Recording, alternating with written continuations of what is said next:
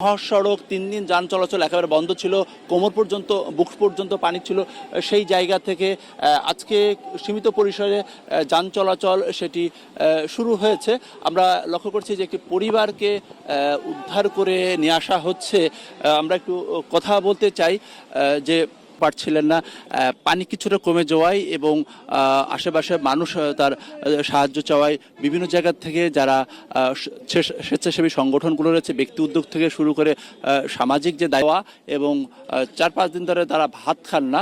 আর এই এলাকাতে যেহেতু বিদ্যুৎ নেই, পানি নেই, ফলে বিশুদ্ধ পানিরও তীব্র সংকট। এরই মধ্যে যারা বিভিন্ন জায়গা থেকে এসেছেন, রাজনৈতিক সংগঠন থেকে শুরু করে সামাজিক সংগঠন, বন্ধুরা কয়েকজন মিলে উদ্যোগ নিয়ে তারা চেষ্টা করছেন যে অন্তত শুকনো খাবার, পানি মানুষদেরকে পৌঁছে দেওয়া এবং যে দুর্গত এলাকায় যেসব জায়গাগুলোতে মানুষকে উদ্ধার করার প্রয়োজন সেই ধরনের ব্যবস্থা না থাকার ফলে অনেকে ট্রাকে করে বড় বড় নৌযান নিয়ে আসছেন, স্পিডবোট নিয়ে আসছেন, কিন্তু সেইগুলোকে ঠিকমতো নামাতে পারছেন না। কোথাও পানি বেশি, আবার কোথাও পানি কম। আর ঢাকা চট্টগ্রাম যে মহাসড়ক, সেই মহাসড়কে সীমিত পরিসরে যান চলাচলের চেষ্টা চলছে এবং ভিতরে যারা মানুষ তাদেরকে উদ্ধার করে নিয়ে যাওয়ার যে চেষ্টা।